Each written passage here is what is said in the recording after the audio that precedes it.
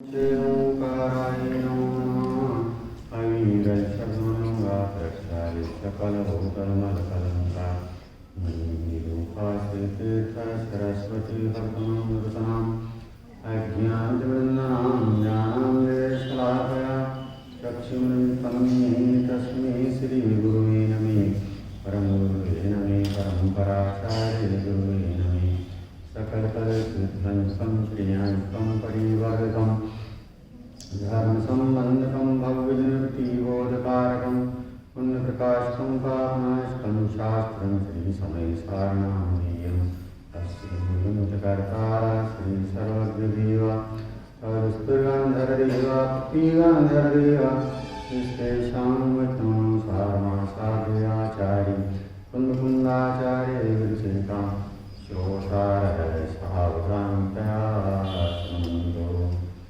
मङ्गलं भगवान् वीरो मङ्गलं गोतनोरणि मङ्गलं कुन्दकुन्दाद्यो जयधर्मोऽस्तु मङ्गलं सर्वमङ्गलमाङ्गल्यं सर्वकल्याणकारकं प्रधानं सर्वधर्माणां जैनं जयतो शासनं जैनं जयतो शासनं जिनका परम पावन चरित्र जय निज समान अपार जिनके गुणों के कथन में गणधर न पावे पार बस वीतराग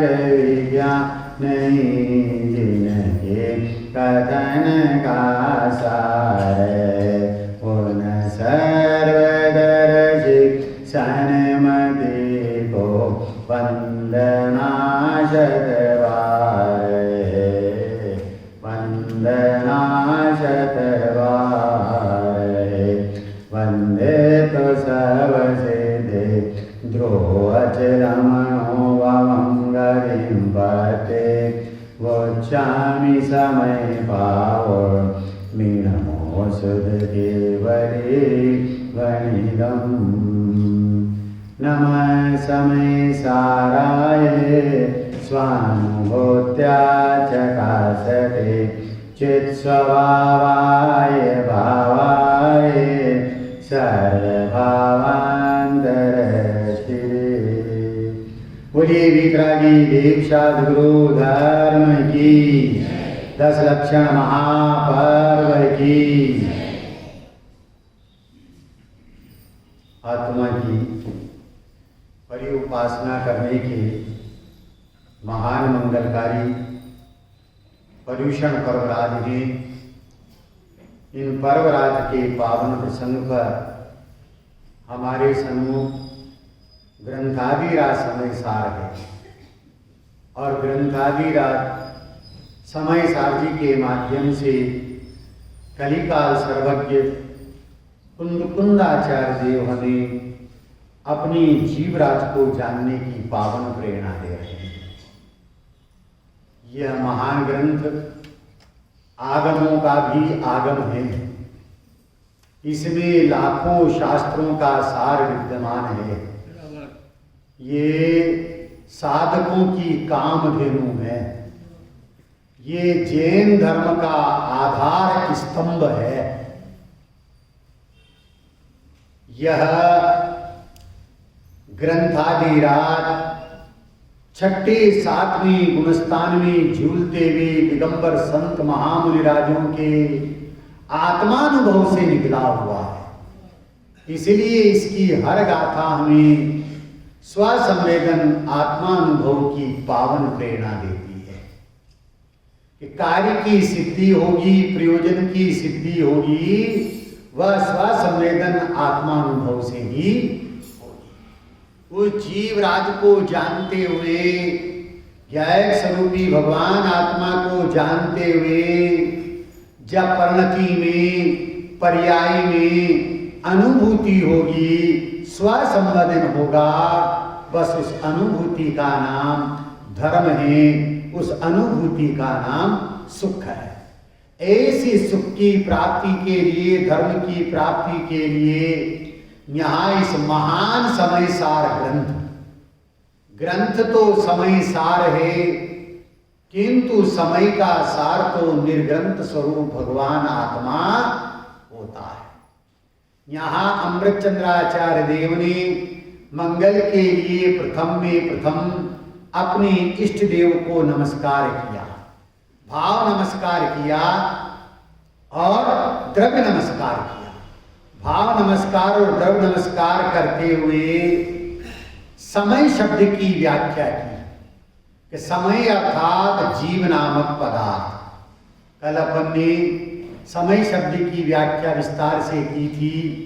समय जो शब्द रूप है, ज्ञान रूप है, अर्थ रूप है। शब्द समय, ज्ञान समय और अर्थ समय, मत समय, सिद्धांत समय और काल समय, स्व समय, पर समय, कारण समय और कार्य समय, इनकी अपन ने चर्चा की थी कि शब्द समय इसमें है। शब्द से ज्ञान करना है। किसका ज्ञान करना है? अर्थ अर्थात वस्तु का। जैसे अक्षरात्मक श्रुत ज्ञान है। श्रुत ज्ञान के दो भेद हैं, एक अनक्षरात्मक है और एक अक्षरात्मक है। तो अक्षरात्मक श्रुत ज्ञान कि जैसे ही ये शब्द आया कि आत्मा, ये तो शब्द है, लेकिन उसी समय ज्ञान ये किया जाए कि आत्मा नाम का कोई पदार्थ है। ये क्या है? ज्ञान है। आत्मा नाम का कोई पदार्थ है। अब कोई नहीं, वो आत्मा नाम का पदार्थ मैं स्वयं, ये निर्णय करना है। शब्द सुना और सुनकर के ज्ञान में उस वस्तु का आना और वो वस्तु मैं स्वयं, उसका नाम अर्थ समय है।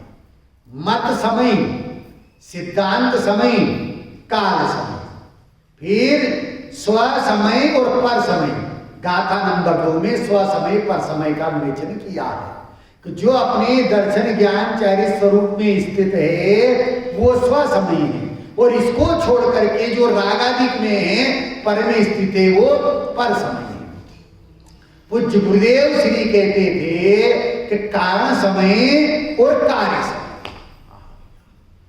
गुरुदेव श्री के वचन अंतर से निकलते थे। कहां से निकलते थे? अंतर से निकलते थे। गुरुदेव श्री का जीवन चारों अनुयोगमय था।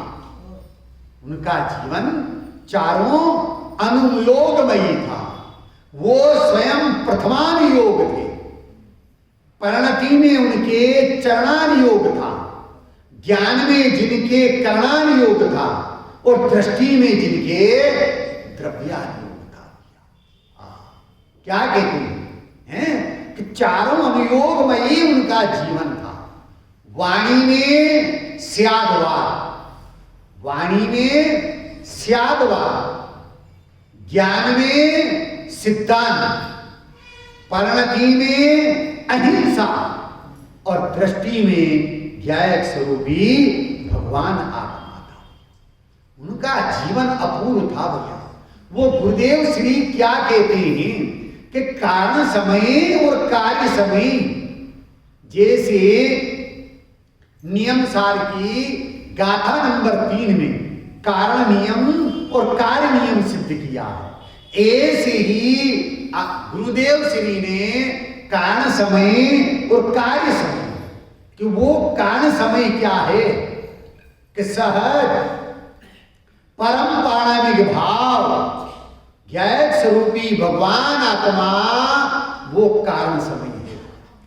उस कारण समय के आश्रय से, उसका अवलंबन लेने पर परिणति में जो वीतराग और सुख दशा प्रकट होती है, उसका नाम कार्य समय है। ऐसा कारण समय और कार्य समय है।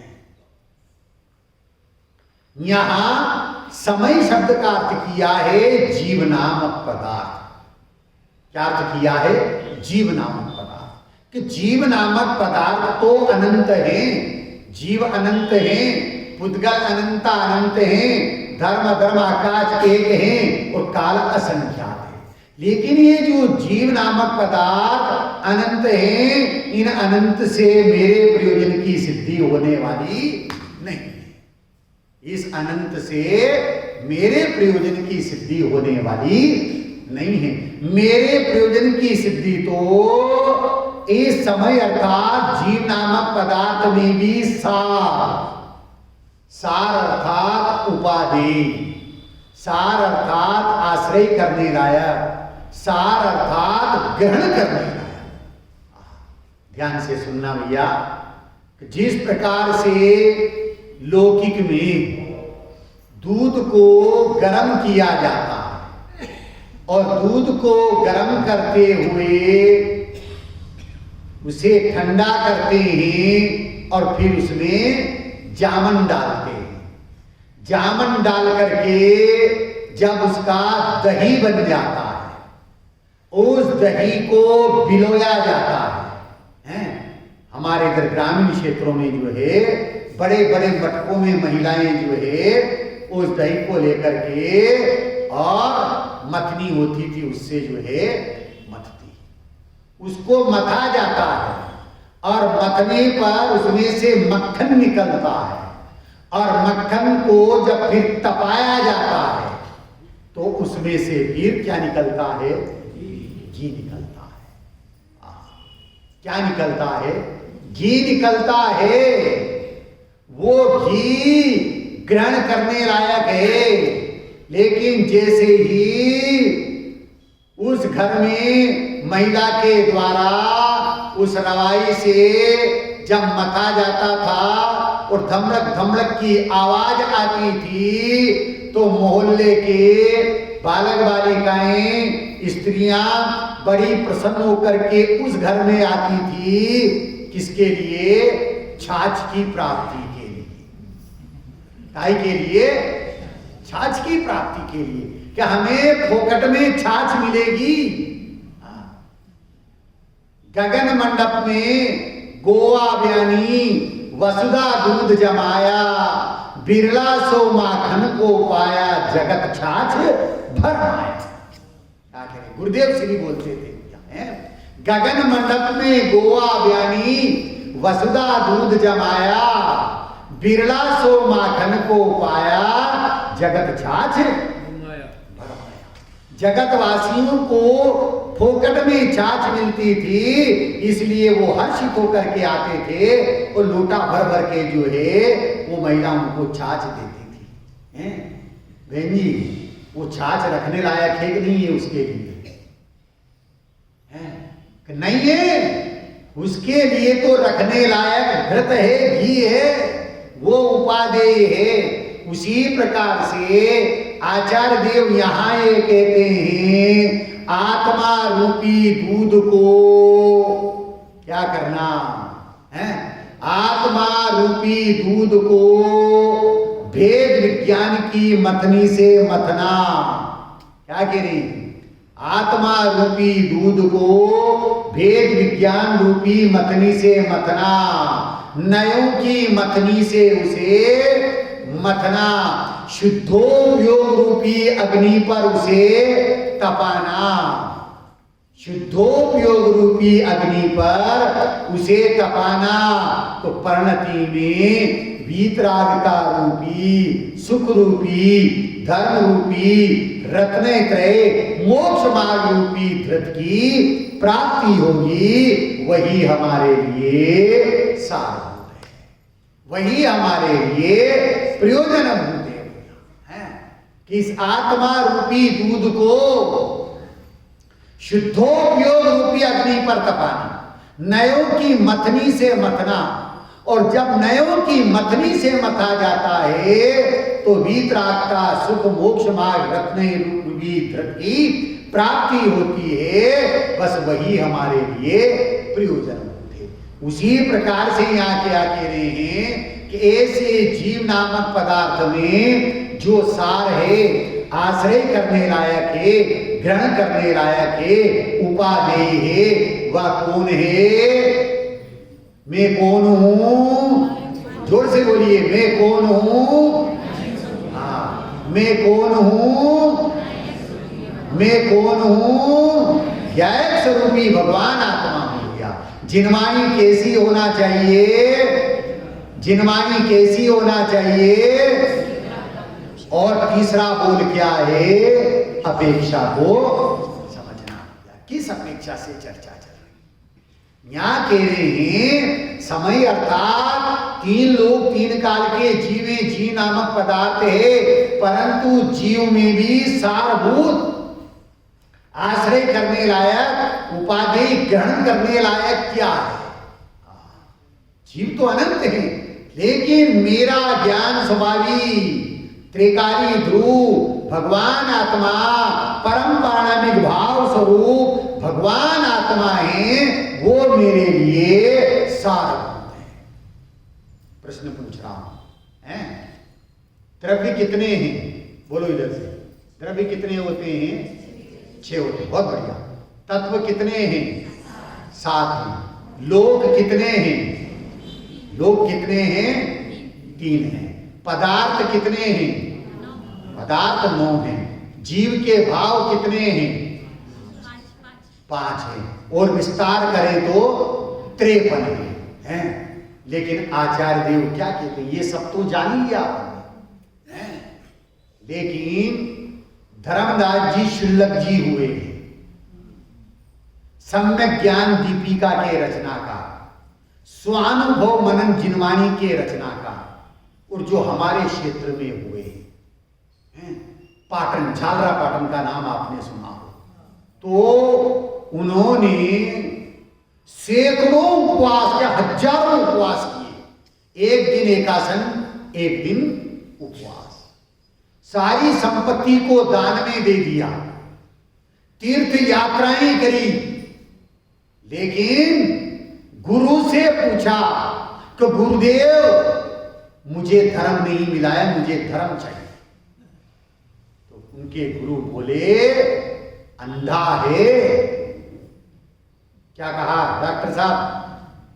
अंधा है।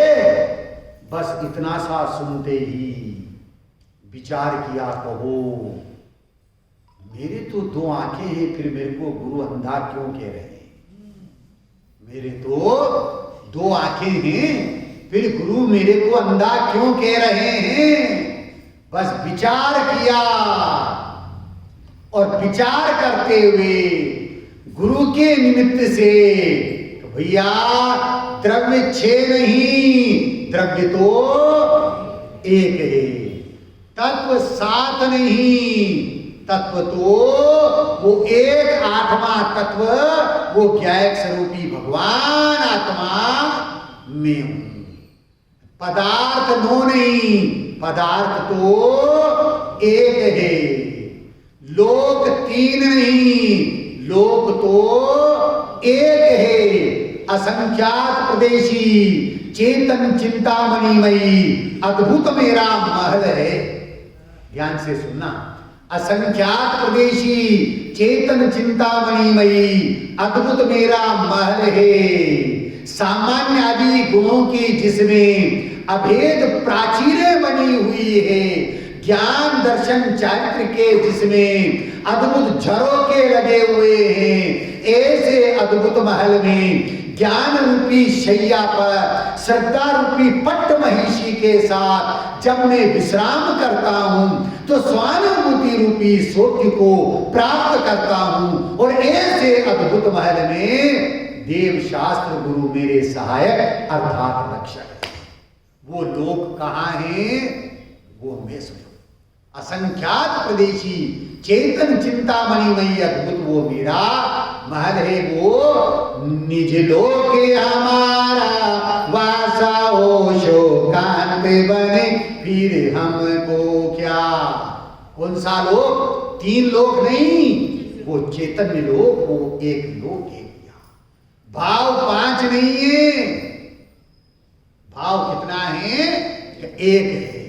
वो परम पारणामिक भाव उत्पाद व्यय से परे, जिसे उत्पाद व्यय की अपेक्षा नहीं है, ऐसे उत्पाद व्यय से रहित त्रिकाल एक रूप रहने वाला वो परम पारणामिक भाव है। बस वो मैं हूं और वो ही मेरे लिए सारभूत है।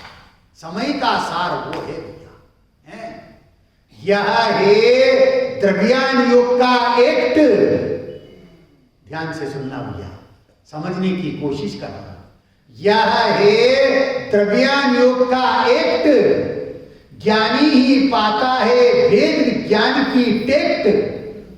ज्ञानी ही पाता है भेद विज्ञान की टेक्ट। इसलिए आत्मा को मत करो तुम नेग्लेक्ट। इसलिए आत्मा को मत करो तुम नेग्लेक्ट। अरे आत्मा को जानने में बनो तुम परफेक्ट, तो हो जाओगे पंच परमेष्ठियों में सेलेक्ट। कहां सिलेक्शन कराना है भैया? आरएस में का आईएएस में? कहां सिलेक्शन होना चाहिए अपना? दादाजी किसमें सिलेक्शन होना चाहिए? क्या बात है, बहुत बढ़िया।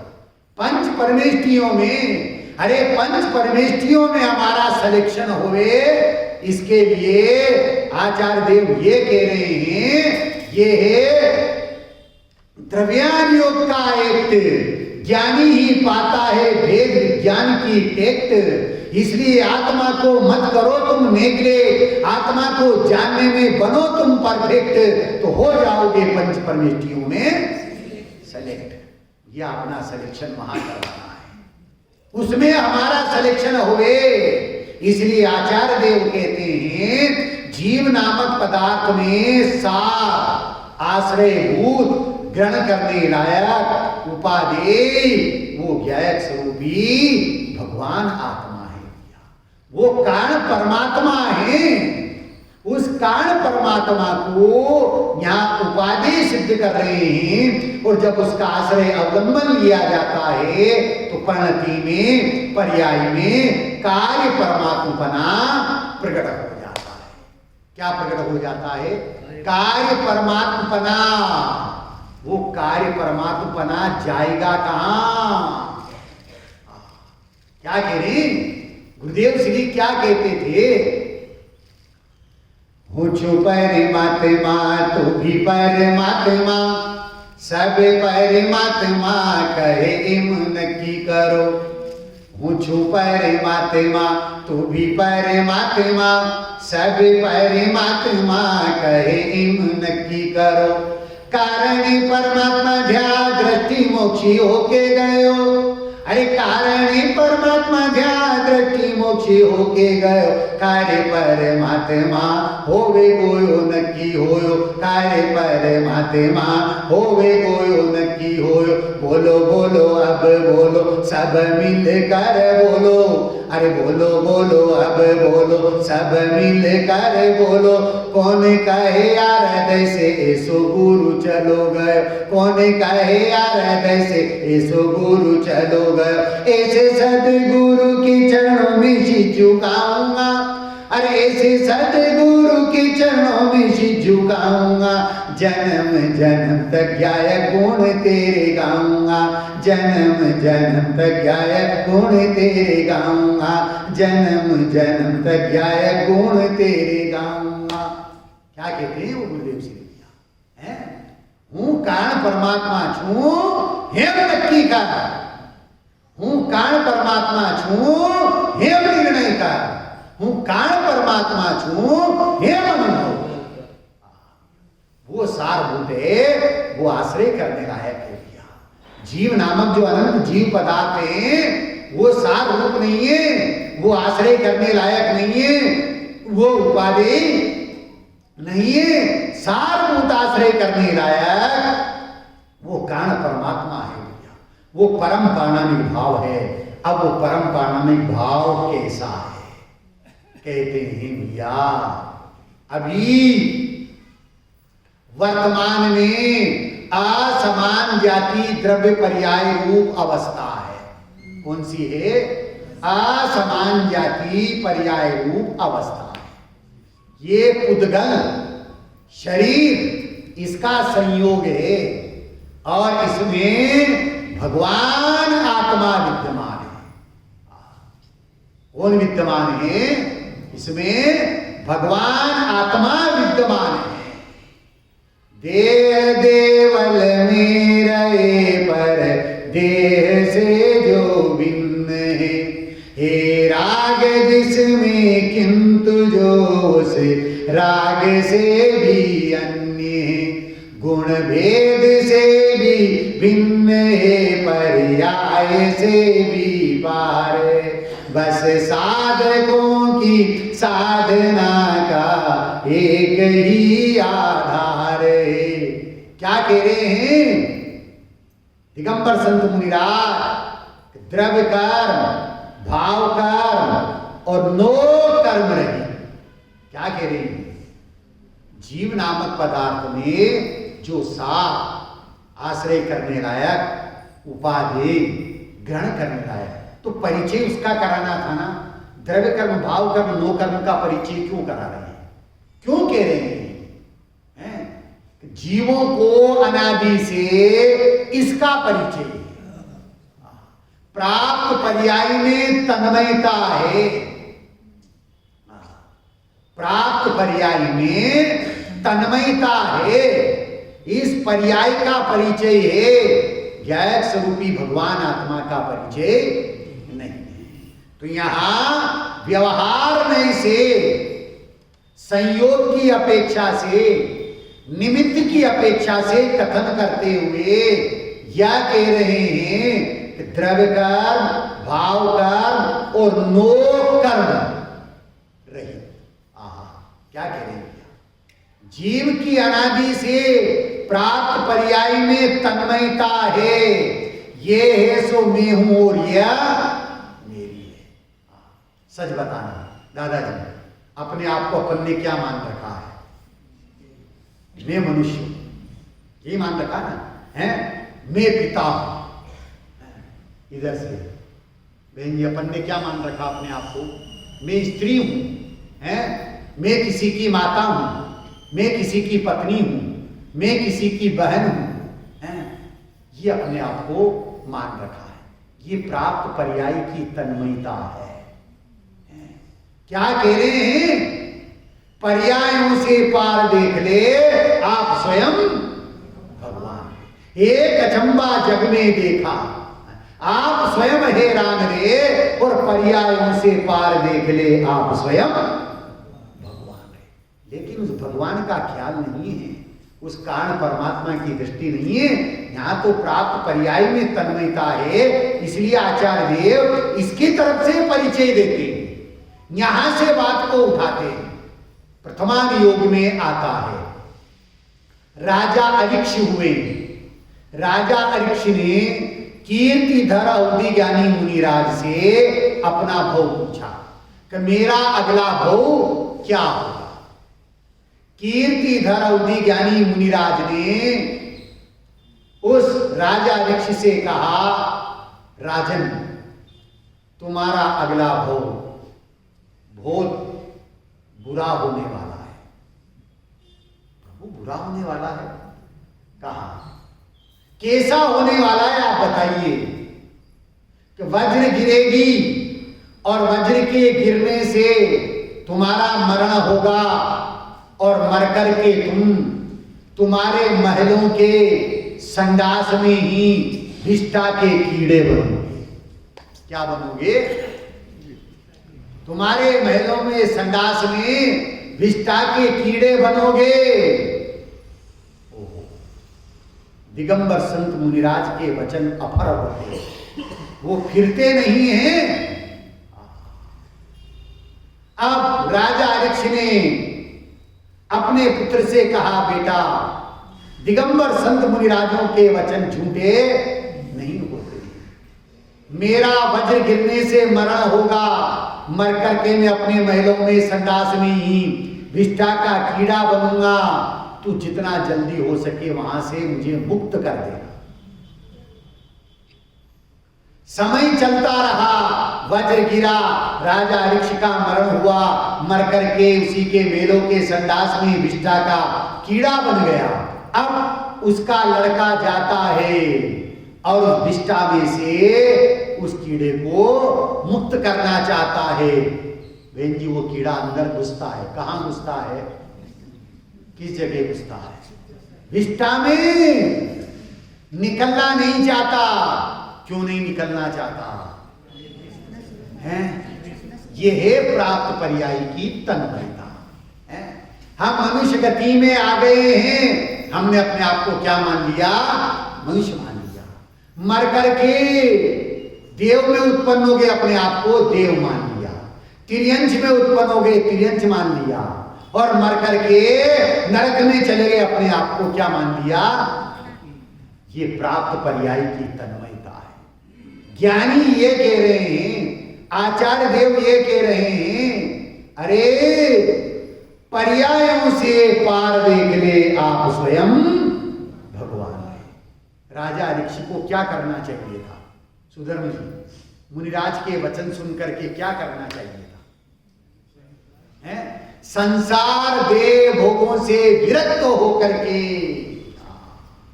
संसार दे भोगों से विरक्त होकर के वैराग्य को अंगीकार करना चाहिए था, पर वो तो नहीं किया है। और क्या किया? वहां से मेरे को हटा देना। लेकिन जब लड़के ने हटाया और वो नहीं हटा, वो लड़का मुनिराज के पास में जाता है, प्रभु मेरे पिता की आज्ञा अनुसार मैं उस कीड़े को हटा रहा हूं, लेकिन वो और अंदर घुस रहा है। मुनिराज ने कहा तुम्हारा प्रयास व्यर्थ है, वो वहां से नहीं निकलेगा। जीव जिस पर्याय में जाता है उसमें तन्मय हो जाता है। ये बात सुन करके लड़के को संसार देह भोगों से वैराग्य हो गया, विरक्ति आ गई, वैराग्य का परिणाम आ गया और मोक्ष मार्ग में लग गया। आचार्य देव यहां कह रहे हैं उस प्राप्त पर्याय की तन्मयता को दूर करने के लिए ये निर्णय करना है कि क्या तो वर्तमान में द्रव्य कर्म है, भाव कर्म है, नो कर्म है, परंतु टोडरमल जी के शब्दों में है, मोक्ष मार्ग प्रकाशक में 600 से ऊपर बार परंतु शब्द आया है, शायद 632 बार परंतु शब्द आया है, इससे भी अधिक बार आया है। और परंतु के करके क्या सिद्ध किया टोडरमल जी ने? टोडरमल जी ने कहीं ये नहीं कहा है कि तू कहता है ये बात असत्य है, झूठ है, ऐसा नहीं कहा। तू कह रहा है ठीक है, परंतु ये परंतु क्यों लगाया है? दादाजी ये परंतु क्यों लगाया है? मान लो हम सफर करके आए हैं और ट्रेन में जेब साफ हो गया है, कुछ नहीं बचा है। हम आपके पास आए, हमने कहा दादाजी हमारे साथ ऐसी घटना घटित हो गई है, अब हमारे पास जाने के लिए भी कुछ नहीं बचा है। पंडित जी आप क्या बात करते हो? चिंता नहीं करना, कोई दिक्कत नहीं है। महीने ये जो महीना चल रहा है इसकी आखिरी 28-29 तारीख चल रही है और जो हमें मिला था वो तो सब खत्म हो गया है, अब देखेंगे। परंतु ये परंतु क्यों लगाया है? क्यों लगाया? देने का अभिप्राय है कि नहीं? नहीं है, नहीं है। ऐसे ही टोडरमल जी ने परंतु शब्द लगाया और परंतु शब्द लगा करके ये सिद्ध किया है तू जो ये कह रहा है तेरी बात ठीक है, परंतु वस्तु स्वरूप ऐसा नहीं। ये भी नहीं कहा कि तेरी बात झूठ है, परंतु वस्तु स्वरूप ऐसा नहीं है। आचार्य देव यहां ये कह रहे हैं द्रव्य कर्म है, भाव कर्म है, नो कर्म है, परंतु इनका संयोग है, इनका निषेध नहीं किया, परंतु तू इनसे रहित है। क्या कह रहे हैं? तू इनसे रहित है भाई। द्रव्य कर्म कितने हैं? 8 हैं। ज्ञानावन्नी, दशनावन्नी, मोहिनी, अंतराय, वेदनी, आयु, नाम, गोत्र, ये 8 मूल द्रव्य कर्मी प्रकृतियां हैं। द्रव्य कर्मी मूल है। आप इसके भेद किए तो कितने हैं? द्रव्य कर्म हैं। कर्म का बंध 120 का होता है, 120। उदय में आती है 122 और सत्ता में रहती है 148।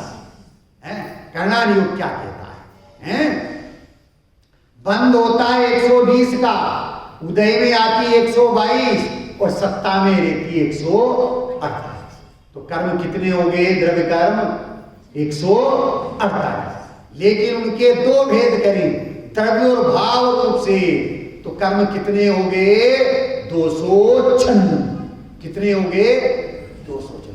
क्या कह रहे हैं? ये द्रव्य कर्म जो 148, भाव कर 148, 296 हो गए। भाव कर्म किसको कहते हैं?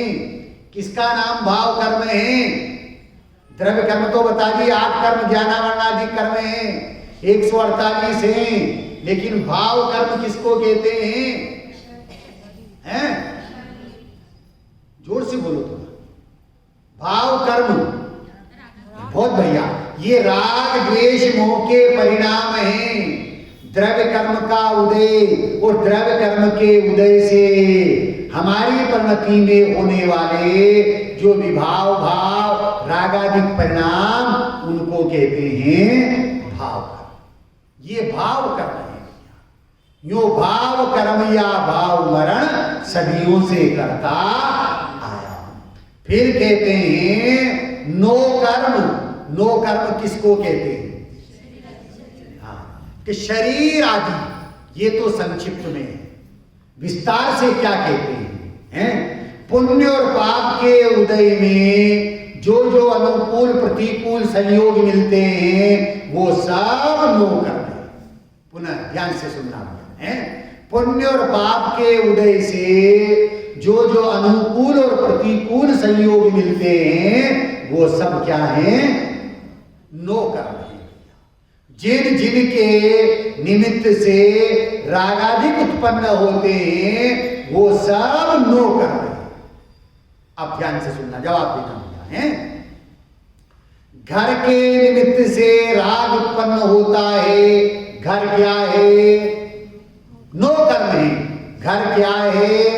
नो कर्म है। पत्नी के निमित्त से राग उत्पन्न होता है। पत्नी क्या है? नो कर्म है। बच्चों के निमित्त से राग उत्पन्न होता है। बच्चे क्या हैं? नो कर्म है। दुकान के निमित्त से राग उत्पन्न होता है। दुकान क्या है? जिन मंदिर के निमित्त से राग उत्पन्न होता है। जिन मंदिर क्या है? भगवान के निमित्त से राग उत्पन्न होता है। भगवान क्या है? नो कर्म है। जिनवाणी के निमित्त से राग उत्पन्न होता है। जिनवाणी क्या है? बंद कर दे, इसको नहीं सुने हैं? या उल्टा अर्थ मत ले लेना, विपरीत अर्थ नहीं लेना है, बंद नहीं करना है। जब स्वरूप में गुप्तता होती है तो ये बंद हो जाते हैं। जिनवाणी के निमित्त से राग उत्पन्न होता है। जिनवाणी नो कर्म है। आचार्य देव कह रहे हैं कि मैं स्त्री पुत्र कुटुंब परिवार दुकान जिन मंदिर जिन बिंब जिनवाणी इन सब से रहित, ये मैं नहीं। इस ग्रंथादिराज समय सार में 5 प्रकार के भेद विज्ञान की चर्चा है। ध्यान से सुनना है। 5 प्रकार के भेद विज्ञान की चर्चा है। स्वद्रव्य और परद्रव्य से भेद विज्ञान। क्या कहा? पहला भेद विज्ञान, स्वद्रव्य और परद्रव्य का भेद विज्ञान, संयोग, संयोगी भाव और स्वभाव का भेद विज्ञान। दूसरा संयोगी भाव अर्थात ये भाव का राग द्वेष मोह के बिना, संयोगी भाव और स्वभाव का भेद विज्ञान। फिर आगे कहते हैं निर्मल पर्याय और स्वभाव का भेद विज्ञान। क्या कहा? निर्मल पर्याय और स्वभाव का भेद विज्ञान। फिर कहते हैं गुण और स्वभाव का भेद विज्ञान, गुण और स्वभाव का भेद विज्ञान। और फिर कहते हैं द्रव्य से द्रव्य का भेद विज्ञान। पुनः ध्यान से सुनना होगा। 5 प्रकार का भेद विज्ञान है। स्वद्रव्य और परद्रव्य का भेद विज्ञान है, स्वभाव और विभाव का भेद विज्ञान, जिसे संयोगी भाव कहा, स्वभाव और विभाव से भेद विज्ञान, निर्मल पर्याय और स्वभाव का भेद विज्ञान, गुण और स्वभाव का भेद विज्ञान और द्रव्य का द्रव्य से भेद विज्ञान, प्रमाण के द्रव्य से नय के द्रव्य का भेद विज्ञान। सुधर्म जी क्या कहा? प्रमाण का द्रव्य और नय का द्रव्य दोनों में भिन्नता है। प्रमाण का द्रव्य जानने योग्य है, आश्रय करने के लायक नहीं, लेकिन नय का जो द्रव्य है परम शुद्ध निश्चय नय का विषय भूत पदार्थ त्रिकाली ध्रुव भगवान आत्मा, वो आश्रय करने लायक है, वो सारभूत है। वो नय का द्रव्य, तो द्रव्य का द्रव्य से भेद विज्ञान अर्थात प्रमाण के द्रव्य से नय के द्रव्य का भेद विज्ञान। आचार्य देव क्या कह रहे हैं भैया? द्रव्य कर्म, भाव कर्म और नो कर्म से रहित कौन? शुद्धात्मा। कौन? वो कौन है शुद्धात्मा? मैं कौन हूं? जोर से बोलो, मैं कौन हूं? मैं कौन हूं? एक स्वरूपी भगवान आत्मा। वो शुद्धात्मा द्रव्य कर्म, भाव कर्म और नो कर्म से रहित है। आपके यहां सर्राफ होंगे ना, कोई सर्राफ बैठे हैं यहाँ? कौन है? हाथ खड़े करो देखे। सर्राफ जिनके सोने चांदी की दुकान है, हैं? हाँ, दादाजी बता रहे हैं, बहुत बढ़िया, ज्वेलर्स हैं। उन सर्राफ के पास में एक डायमंड है। क्या है?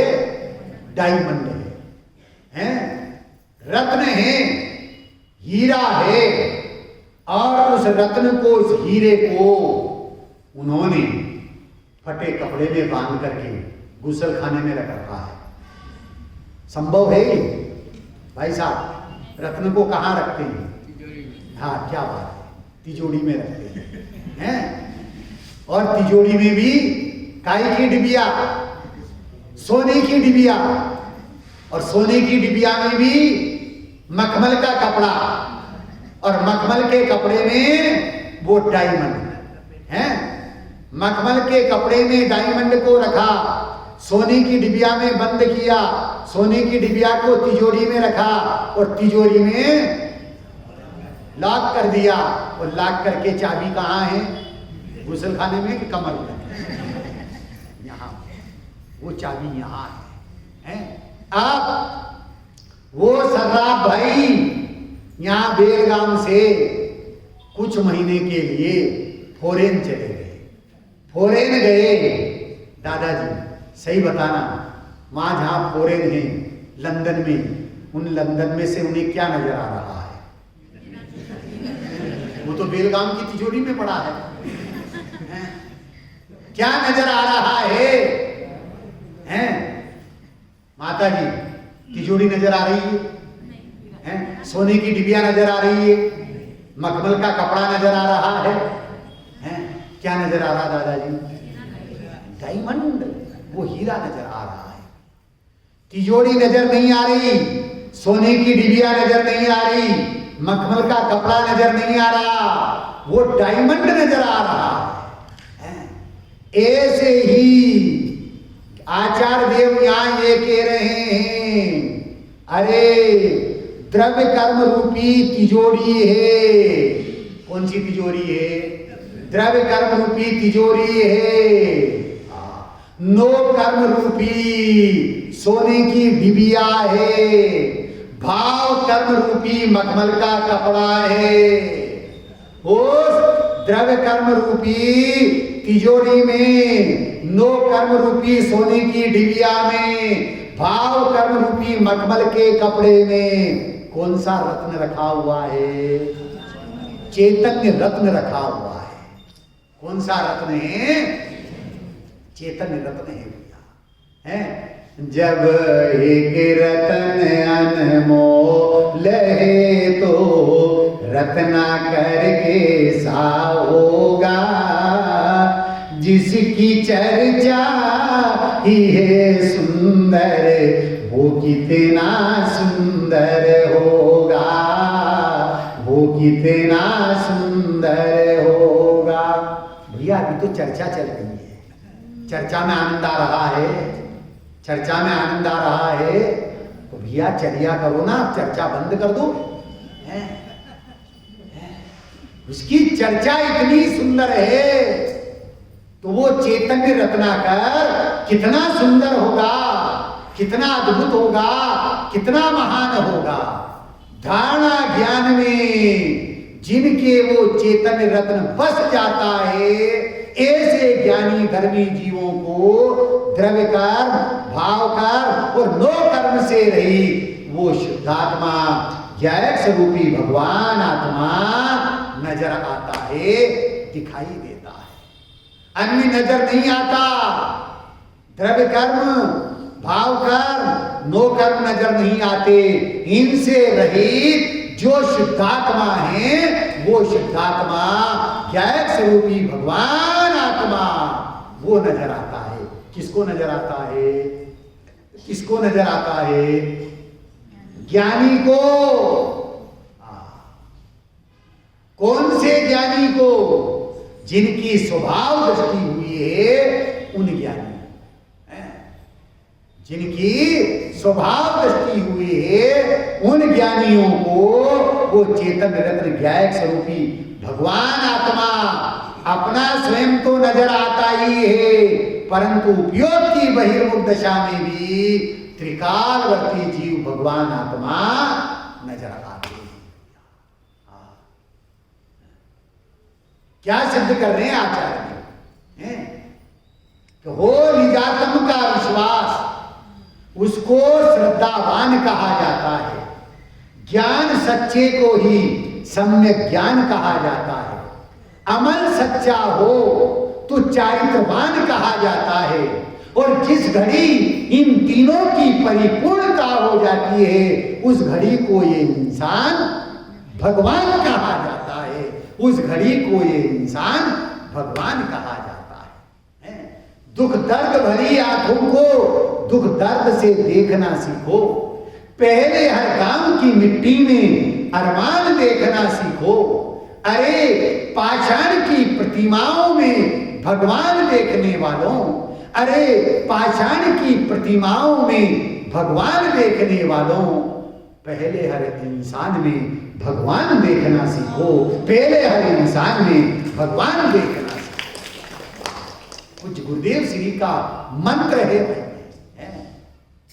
बद्दा जीवा भगवान से और भगवान थाई जाओ। वो भगवान कैसा है? तो द्रव्य कर्म, भाव कर्म, नो कर्म से रहित जो शुद्धात्मा है, वो ज्ञायक स्वरूपी भगवान आत्मा में हो गया। 1893 की बात है। स्वामी विवेकानंद फॉरेन गए थे, अमेरिका में जो है विश्व हिंदू सम्मेलन हुआ था, हैं?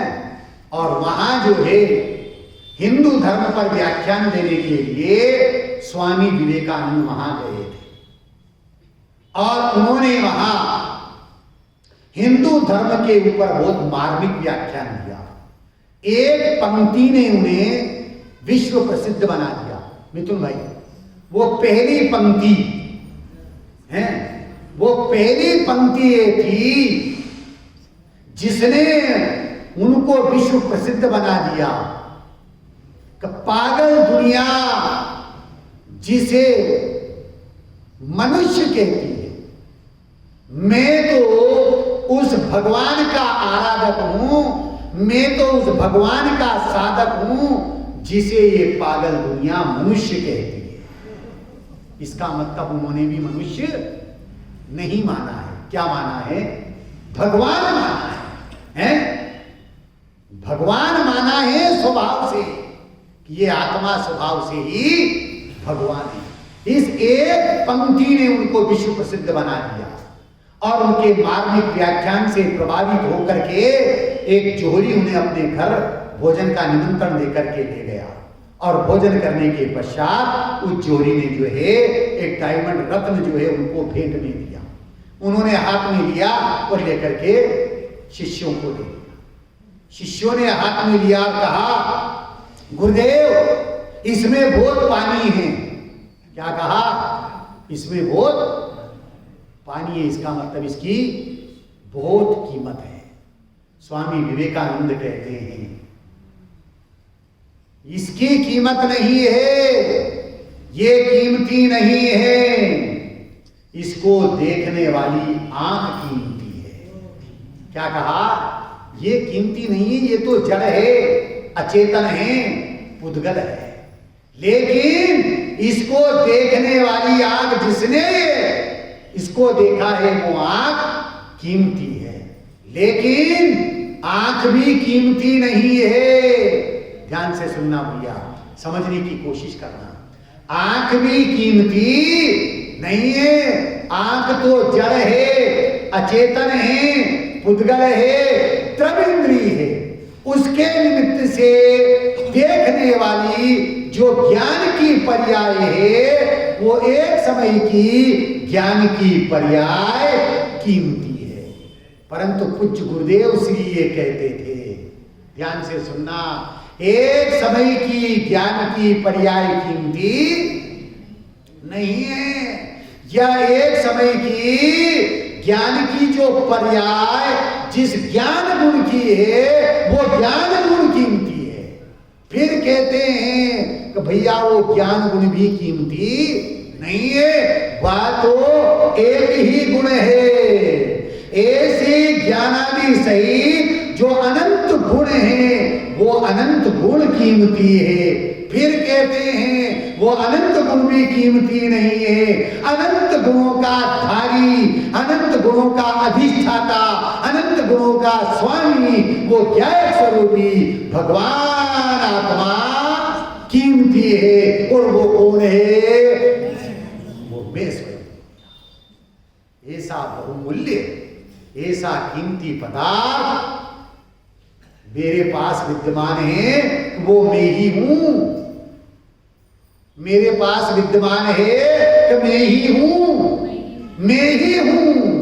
बहुत बढ़िया। क्या कह रहे हैं? सार उपादेय द्रव्य कर्म, भाव कर्म, नो कर्म से रहित जो शुद्धात्मा है वह उपादेय है, आश्रय करने लायक है, ग्रहण करने लायक है, उसे मेरा नमस्कार हो। क्या कह रहे हैं भैया? कहां है? कहां ला रहे हैं? उसे मेरा नमस्कार हो। और नमस्कार की चर्चा अपन विस्तार से कर चुके हैं। अर्थात पर्याय ऐसे शुद्धात्मा को स्वीकार करती है, पर्याय ऐसे शुद्धात्मा के सन्मुख होती है, पर्याय ऐसे शुद्धात्मा में रमण करती है और पर्याय और द्रव्य का भेद न लेकर के अद्वैतपना प्रकट हो जाता है। बस इसका नाम ही नमस्कार है। ऐसा नमस्कार आप और हम सभी करें। इसके लिए या जो जाननहार ज्ञान स्वरूपी भगवान आत्मा है, गुरुदेव श्री बोलते थे कि जानन हार ही जनाई छे पर जान तो नहीं। मेरी पर्याय में कौन जानने में आ रहा है कि जानन हार ही जनाई छे। बाबू युगल जी के शब्दों में है, ज्ञान की प्रतिपल उठे तरंग झांकता उसमें आत्म राम। अरे आबाल सभी गोपाल सुलभ सबको चिन्मय अभिराम। क्या करें, मेरे ज्ञान की पणति में, ज्ञान पर्याय में बस वही जानने में आता है।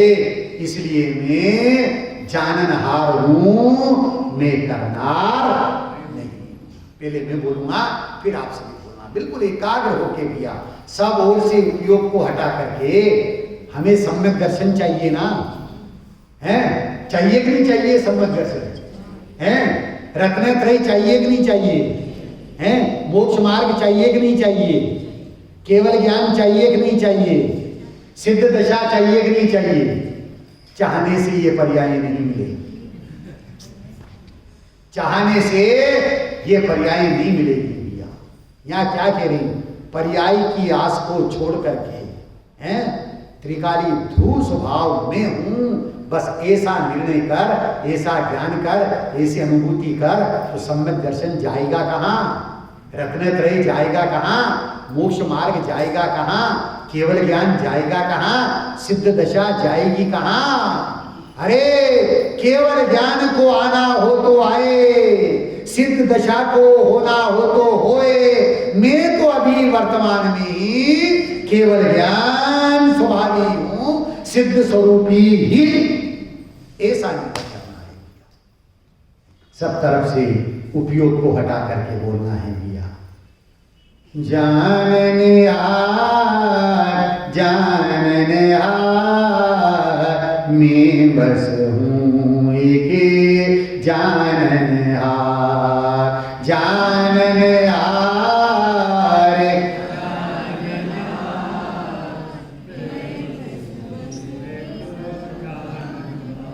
नहीं करना, नहीं करना, मैं बस हूँ एक जाननहार। नहीं करना,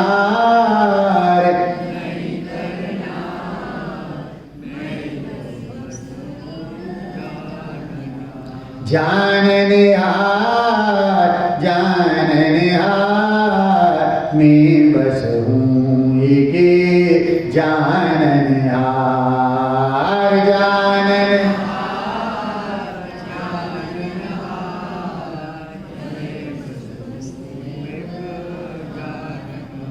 द्रव्य कर्मणो कर्म नहीं है, द्रव्य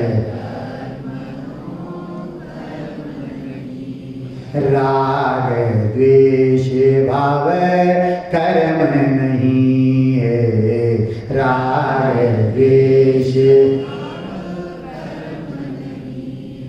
ज्ञानाकार, ज्ञानाकार, मैं बस हूँ एक जाननहार, ज्ञाना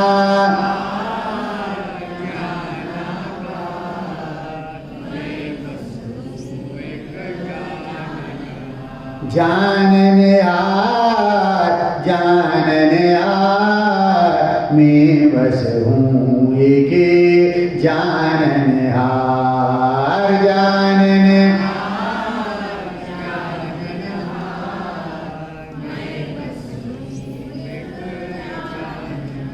निर्मल वर्णति मुझ में नहीं है, निर्मल गुण भेद भी दिखते नहीं है, गुण भेद अभेदाकार, अभेदाकार, मैं बस हूँ एक जाननहार, अभेदा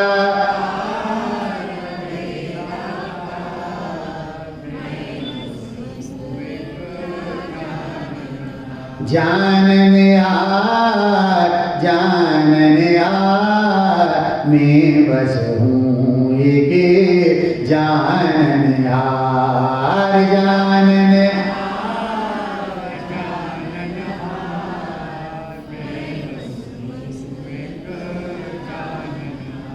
ज्ञान का देवो ज्ञायक पाया ज्ञान का ध्यान का देवो ज्ञायक पाया ध्यान का देव ज्ञायक मान ज्ञायक जान मैं बस हूँ एक जाननिहार ज्ञायक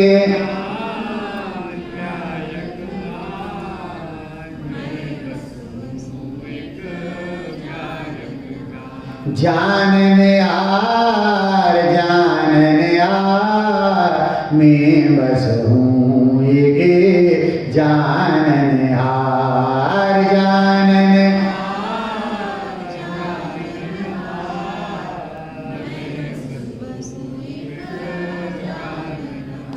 शुद्धात्मा के नाम दिया है शुद्धा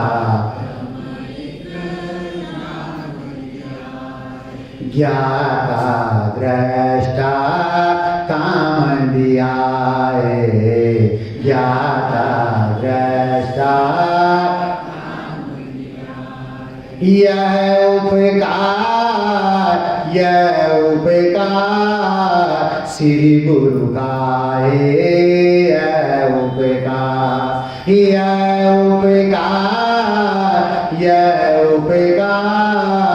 श्री गुरु का है यह उपकार जाननिहार मैं बस हूँ एक जाननिहार जानने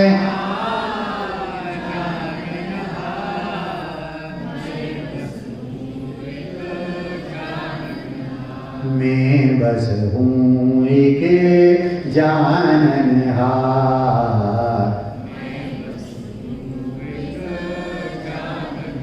मैं बस हूँ एक जाननिहार मैं बस हूँ एक जाननिहार।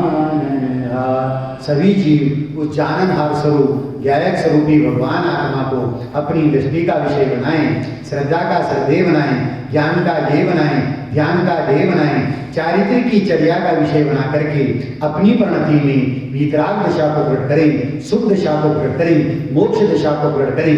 ऐसी मंगलमयी भावना के साथ में अभी की बात को विराम देता हूँ। ओम शांति।